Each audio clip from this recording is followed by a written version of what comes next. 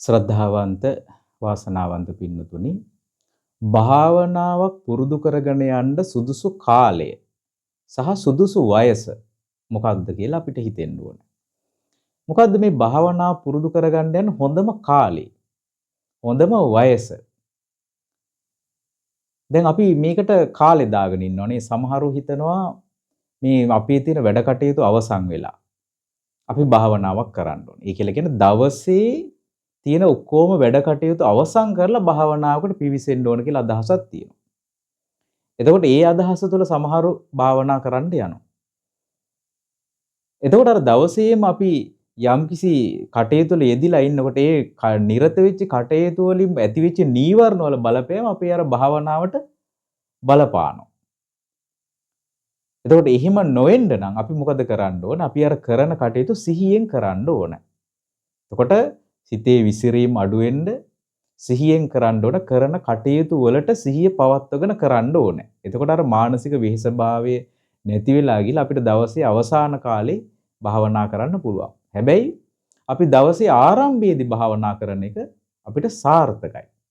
හේතුව තමයි අපි උදේ කාලේ වගේ පටන් ගත්තොත් පාන්දරට අපි අවදි වෙලා ටිකක් සක්මන් කරලා පොඩි වෙලාවක් හරි භාවනා කරොත් අපිට පුළුවන්කම ලැබෙනවා අර තිහෙට්ටු ජීවිතයෙන් තිහෙට්ටු ජීවිතයට යන්න කලින් අපිට මේ භාවනාව ටිකක් මානසිකව පුරුදු කරලා ඒ ජීවිතයට යන්න. එතකොට ඒකේ වාසි තියෙනවා. වාසි තමයි කියලා කියන්නේ අපි ශාරීරිකව තිහෙට්ටුවට දැන්පත් වෙලා නැහැ. අපි රාත්‍රී කාලේ හොඳ නිින්දක් ලබාගෙන හොඳ ශාරීරික ප්‍රාණවත් භාවයකින් ඉන්නේ. එතකොට අපේ මනසත් හොඳ ප්‍රාණවත් භාවයක් උදේ කාලේට තියෙනවා. එතකොට උදේ කාලේ අපි භාවනා කරද්දී අපි ශාරීරික තෙහෙට්ටුව නිසා අපිට නිින්ද යන්න එන ගතියවල්, වෙහෙසකාරී ගතියවල්, හිත විසිරෙන ගති මේවල් ගොඩාක් අඩු තත්වයක තමයි පවතින්නේ. ඉතින් එතකොට උදේ කාලේ අපි අවදි වෙච්ච ගමන් භාවනාවක් කරන්න ඕන කියන දේ අපි හිතට ඇතුල් කරගෙන තියාගන්න. ඊළඟ එකට තමයි භාවනා කරන්න වයස. ගොඩාක් අය අපි හිතනවා මේ අපේ කාලය ලබා ගන්න අපිට යම්කිසි භාවනා කරන්න විශේෂ කාලයක් ඕනේ. ඒ කියලා කියන්නේ මේ ලෞකික ජීවිතයේ කටයුතු අවසන් වුණාන් පස්සේ. එහෙම නැත්නම් ඉගෙනගෙන අවසන් වුණාන් පස්සේ. විවාහ වුණාන් පස්සේ. දරුවන්ගේ කටයුතු අවසන් වුණාට පස්සේ. එහෙම නැත්නම් අපි යම්කිසි මේ වයෝ වෘද්ධ භාවයටපත් වුණාන් පස්සේ කියලා අදහස් තියෙනවා. ඉතින් මේවා හරිම පසුගාමී අදහස්. මේ වගේ වෙන්නේ ගොඩක් අය අපි දැකලා තියෙනවා ඒගොල්ලන්ට කවදාකවත් භාවනා කරන්න හම්බෙන්නේ නැහැ. අධික රෝගී තත්ත්වයන්ටපත් වෙලා ඒගොල්ලෝ මරණයටපත් වෙලා තියෙනවා. සමහර අය මරණයටපත් වීම නිසා ඒගොල්ලන්ට මේ අවස්ථාව සදහටම මගහැරලා තියෙනවා. එතකොට ඒගොල්ලෝ ජීවිතය අර ලෞකික දේවත් එක්කම හැපි හිටියා මිසක් තමන් වෙනුවෙන් යමක් කරගන්න ගොඩක් අයට හම්බ වෙන්නේ නැහැ මේ අදහස් නිසා. භාවනාව කරන්න පටන් ගන්න සුදුසු වයස තමයි දැන් ඔබ මේක අහන වෙලාව. දැන් ඔබ අද මේක ඇහුවනම් අද ඉඳන් ඔබ සුදුස්සෙක් මේකට. ඔබ දැන් ඉන්න වයස මේකට සුදුසුකම් ලබනවා. ඔබ දැන් ගත කරන වයස භාවනාවට සුදුසුම වයස. එතකොට ඔබ ඉන්න කරන කටයුතු මේකට අදාළ කරගන්න එපා. භාවනාවට මේ අපිට තියෙන මෙහෙම එකක්. දැන් ගොඩක් ඍෂිවරු රහතන් වහන්සේලා ගැන අපි අහලා තියෙනවා. ඒ නිසා අපි දන්නේ ගිහි ජීවිතයක් ඇත්තැරලා ගිහිල්ලා භාවනා කරන ක්‍රමය. මේ නිසා අපිට හිතෙනවා මේ අපේ ගිහි ජීවිතේ කටයුතු මේ භාවනාවට විශාල බාධාවක්.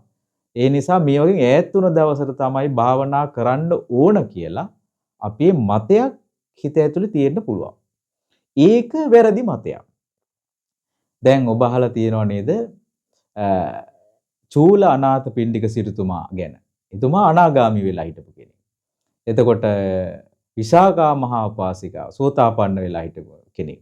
වේලුකණ්ඨගේ නන්ද මාතාව අනාගාමී වෙලා හිටියේ. ඒගොල්ලන්ට ගිහි ජීවිතවලම ධාන 4ම තිබිලා තියෙනවා. ඒතකොට භාවනා කරලා භාවනා නොකර දෙයගොල්ලෝ හිටියේ එතකොට. දැන් වේලුකණ්ඨගේ නන්ද මාතාව ධාන 4 ලැබපු කෙනෙක්. එතකොට ඒ ධාන 4 ලබා ගත්තේ භාවනා කරලා. ඒතර භාවනාව දියුණු කරගත්ත කොයි ජීවිතේද? දරුවන්ගේ කටයුතු කරලා තියෙනවා. සැමියාගේ කටයුතු කරලා තියෙනවා.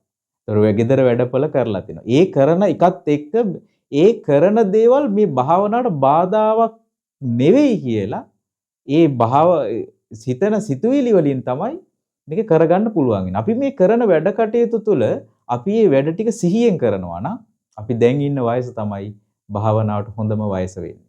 එතකොට ඒ කරන දේවලුත් හොඳට කරගන්න පුළුවන් වෙනවා. ජීවිතයේ සෞම්‍ය භාවයටපත් වෙනවා. අරබෝධ අඩු වෙනවා. හොඳින් භාවනා කරගන්න පුළුවන්. මේ ඔක්කොම අවසන් කරලා භාවනා කරන්න ඔබට කවදාකවත් කාලයක් එන්නේ නැහැ.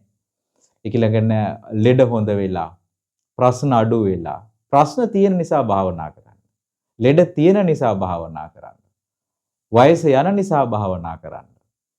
ප්‍රශ්න නැති වෙලා, ලෙඩ හොඳ වෙලා, දරුවන්ගේ කටයුතු අවසන් වෙලා, එතකොට මේ සංකීර්ණ ජීවිතය අවසන් වෙලා ඔබට භාවනා කරන්න කවමදාකවත් අවස්ථාවක් ලැබෙන්නේ නැහැ. හොඳට මතක තියාගන්න එහෙම අවස්ථාවක් ලෝකේ කාටවත් ලැබෙන්නේ නැහැ. භාවනාවට අවස්ථාව තියෙන්නේ දැන් තියෙන්නේ. එතකොට ඔබට අවස්ථාවල් පෙනේ ඕන තරම් භාවනා කරන්න වෙලාවල් ඔබට හැදෙයි. භාවනාව කියන්නේ බුදුරජාණන් වහන්සේ වදාළ මේ දේවල් අපිට පුරුදු කරගන්න ලැබී වාසනාවක් කියලා ඔබ හිතනවා නම් ඔබට භාවනාවට ඕන තරම් කාලෙ ලැබෙනවා. හැම දිනාටම තිරුවන් සරණයි.